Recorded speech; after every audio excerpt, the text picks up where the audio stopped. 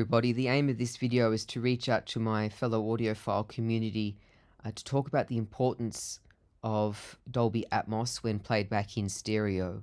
It's been a personal revelation of mine over the past month that I could actually play what Apple Music are referring to as Atmos simply in stereo through my own DAC without needing to use AirPods or anything like that.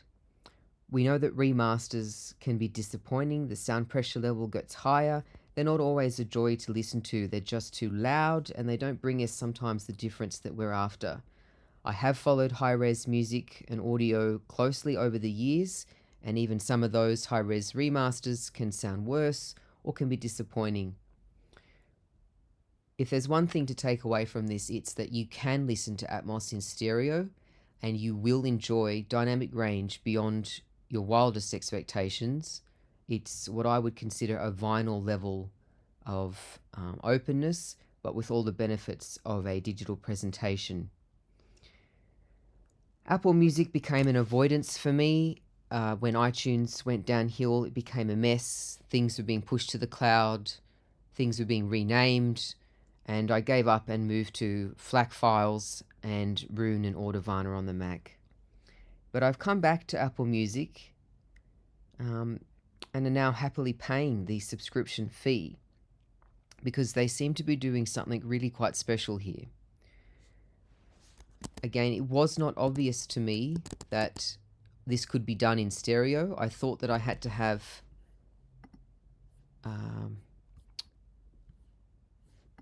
equipment such as the AirPods, Beats, and with spatial audio turned on, I was disappointed in the sense that vocals were drowned out, background singers were louder than the artist, and I'm thinking, I don't think anyone's realizing that this spatial audio stuff is sometimes just whacked out, and go back to the stereo version and it sounds just fine. So the constraints of my understanding that it had to be played with AirPods or something spatial audio approved meant that I didn't enjoy it, but it's not true at all. It's not clear based off even Dolby's website. A Dolby enabled device is required and you must have these latest software updates. I was using a 2014 MacBook Pro on 11.4 with Apple Music, all up to date, and whenever I pressed play on a Dolby Atmos album, it just came back as lossless. It would not play in Atmos, whatever that means. So I still couldn't hear it. I was like, okay, clearly, if you use a DAC, you cannot play Atmos. It has to be through AirPods, but you get that spatialized, stretched out, wacky environmental sound. It reminded me of the early 90s with gaming computers. That Creative had put out EAX, environmental audio extensions. I think that was the acronym rather. And games were marketed as, helicopters would fly around your head, and there was a whole range of spatial audio done back then, but it was essentially crap. And if it was that real-time filter to spatialize things, you just wanted to turn it off. That's not the case here. So we now, I hope, understand that you can connect your own DAC via USB and play it, and that can be through an iPhone source, just with the camera connection kit. I took this video today to show you. It's that simple. That is the camera connection going into a USB cable into my Premiere i15 integrated amp, and you can see Atmos is lit up there. That is when one selects this sliver of information given here, always on. If you want to use other headphones that don't support automatic playback, choose always on. That's cryptic and not really clear. If you choose always on, it's not about automatic playback. It enables stereo output of Atmos. So we have that selected here under playback, and I'll turn it to automatic and turn it back to always on. Again, it's still confusing. Supported songs will now play in Atmos instead of stereo. No, that's incorrect. They will play in stereo, but it will be using the Atmos mix. Now, in my research for this, which I've got to show you, I wanted to answer, what is Apple Music, the app, playing when I select that always on? Is it downmixing Atmos in real time, or is it playing something off of the server? The answer is I believe it's doing it in real time. If you download the tracks to your computer, you can see I've got this little down arrow showing and that tick that it's downloaded to my computer. Obviously DRM is applied, but you can turn it off and you'll still get a stereo version saved on the computer, but it's just AAC. All right, we'll get back on track. With that understood, you can use your iPhone or you can use your Mac as long as it's a new model. So you don't get stuck like me and try an old iPhone. It won't work. It'll just play lossless. Don't use an old Mac Mini like I was trying. It'll just be lossless. Even though it says that you can do it, you can't. This MacBook was, again, that sort of fluke discovery of getting a new computer. This is a 2021 MacBook Pro with their Apple Silicon, and it, I guess, ticks all of the boxes you need to do Atmos. Okay, so we know that Apple Music's supposed to just work, and when it doesn't, it's not very clear why.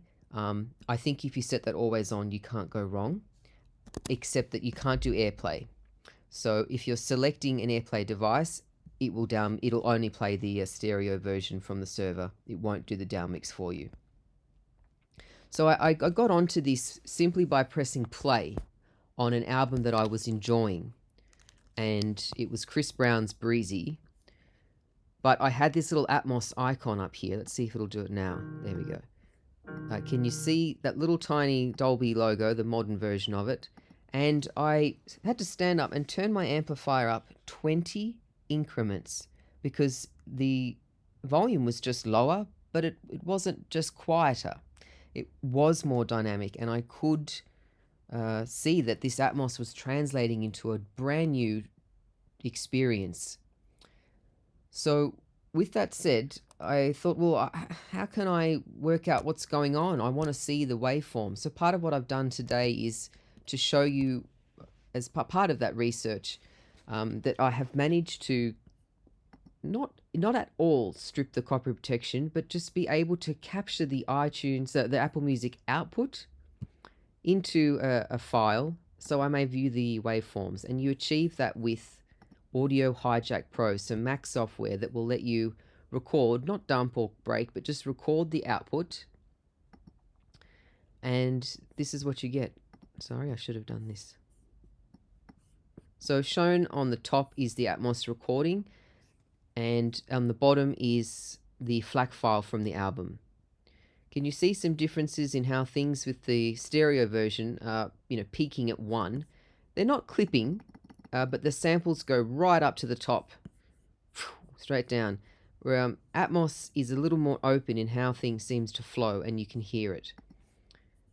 I know that's all just subjective, but I've got some other screenshots here. So we know that I press play on my new computer and all of a sudden Atmos is actually working in stereo, and I'm going, oh, what's going on? This sounds amazing. Well, here are some further examples. So I moved on to an album that I've enjoyed. It's Harry Styles' Music for a Sushi Restaurant is the first track from Harry's House. That too was, a little loud. I felt that I could hear it clip. And so I never really turned it up that much. But when I press play here, all of a sudden I'm getting Atmos and I'm thinking, this is dramatically different. Again, I can turn it up like I would expect on a vinyl record. And my ears are not, I guess, they're not sore, but they're not at all aching from it being loud. And the bass was incredible. So low frequencies on Atmos are where it's at. You'll be sure to hear that within the first few seconds in your own setup. So I could, really enjoy the album. Now, I then moved on to see that Apple were offering me new in spatial audio, and it's different again today, this list.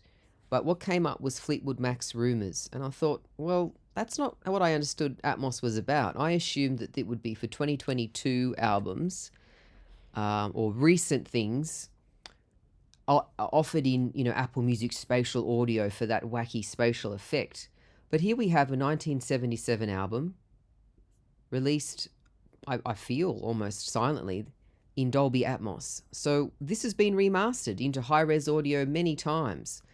SACDs, 45 RPMs, up 45 RPM vinyl records reissued, this is in its own world. Christine McVie's voice on Songbird is so different to any other presentation I've ever heard that I'm asking you to run, don't walk, to play this in your own stereo system, please. I believe I had a screenshot of, here we go, Go Your Own Way. So on the top is the Atmos recording that I made, and on the bottom is the a FLAC file from my library. So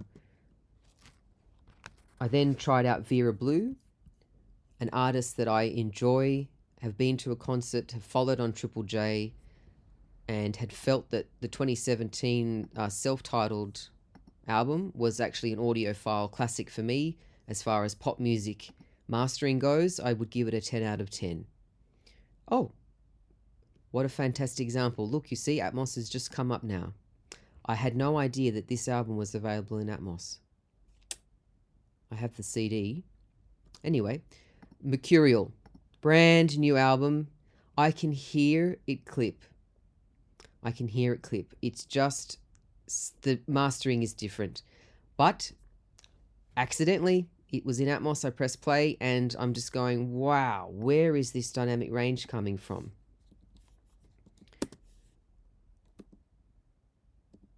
That's the example. So the top is the FLAC file and the bottom is the captured Atmos in stereo. You can see what I'm getting at. So this is the thrill. For $10 a month, you can find albums in Atmos that you would never otherwise expected to be there. I would like to make a special shout out to these that I had saved. Saturday Night Fever soundtrack, it sold a bajillion copies around the world. More Than a Woman, you've heard it to death. No.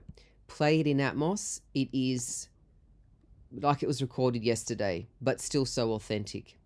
We've got Diana Ross and the Supremes coming up in Atmos. I don't know how. It's even dated 2003. Obviously, that was when the compilation was done, but it's been remixed. Earth, Wind and Fire, September. What a classic. 1978, suddenly in Atmos. And then we come across to today, which has the release of Thriller in Atmos. So who's doing these Atmos mixes? I don't know. You will enjoy them. Someone has really put a lot of time and effort into not just remastering these, as again, the low frequency effects are not just, I guess, overemphasized, but truly more able to stand out with all of that compression sort of not applied. But you can get waveforms that are more natural, and you have that fun of going, well, this is just what I've put aside for today. Most of this is Atmos. Albums that you like, and then they have a different mix. So that's where I think what we're looking for. We've been getting high-res music, expecting dramatically different results or better, but as audiophiles and people that perhaps are very well attuned to micro differences in sound, wait until you hear Atmos in stereo. That's sort of where I want to leave it. I implore you to try spatial audio in stereo with your own DAC connected via USB. I'll now go into my nerdy research. Feel free to close the video, of course, at any time, but I'm going to show you some examples of what I've figured out. So let's just look at the folder structure first. Apple Music has a folder. Okay. It downloads MOV packages of each album. In Thriller, track 1, want to be starting something, we have 3 folders. Some XML files and a playlist. 12 megs, 35 megs, and 8K. What's going on here? The first example, the first sort of hint starts at the 267 and the 7708. If we open up the XML files here, we find this. It points Apple Music's app to a file on their content delivery, their CDN.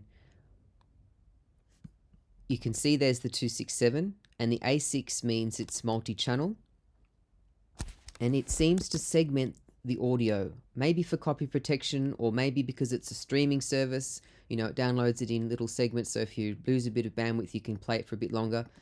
but it downloads the same file. So I double checked that with this example.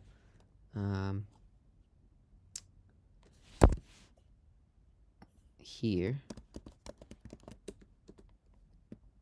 That didn't work, sorry. It downloads the same file, but then breaks it up after the fact. Don't know why. So it's the same file, but it then puts it in fragments that you can see here, and it shows in the XML that it's got, we just start with the first one, it's offset is 0 and length is 1075. I don't know if that means second, it must be some kind of time equivalent.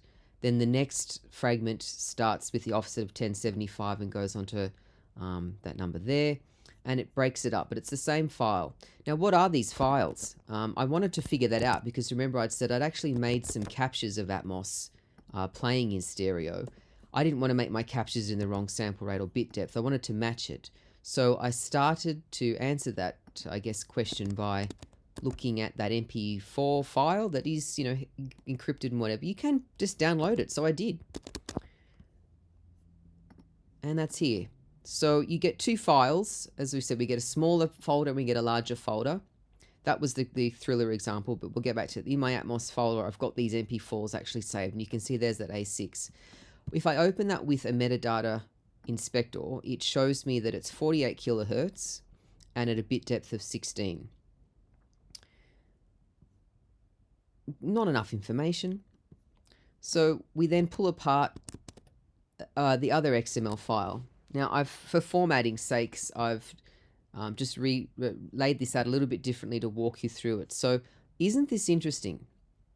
Or maybe you think it's boring. Whatever. We've got all of these audio types available to Apple Music. Yes, it's downloaded 2 versions, and I'll explain what they are, but there's lots on offer. I believe this is the bit depth, the bit rate of the AAC encoder. I believe that this is high efficiency AAC for low bandwidth, or 3G or your Wi-Fi stream is sort of bogging out. It can drop down to quite a low res version temporarily. But look here, binaural, downmix, binaural, downmix. Look again, Apple lossless, Atmos. Apple lossless 48, 96, 24, so we know what that is, but Atmos is marked as 24, 48. But we go over to the channels, 2, 2, 2, but the Atmos is 16 with JOC. Now, I knew what that was, but I've got a little reference here. JOC is Joint Object Coding, and I heard about that years ago when they were talking about how to store Atmos in the True HD codec. So there is this such thing as advanced JOC as well, which says it takes audio objects as an input. So I understand that to be an audio object as your track. So that could be your saxophone, it could be your particular synthesizer. So each part of the mix as an input, and spatially encodes them, produce a smaller number of output objects, so you can sort of fold it down, therefore reducing the number of coded signals. So it's some way, I guess, compressing or storing each object in the file, which is then, I guess, expanded on later. So we get a wide range of files that iTunes or Apple Music will pull off that server, and we move down to the stream information. So this goes back into what I was saying about my belief is that Apple Music is down mixing at the last second to stereo and not playing it off the server. We look at here 267498 codec MP4 audio 0.2 2 channel, and then it gives you plain text audio stereo 256.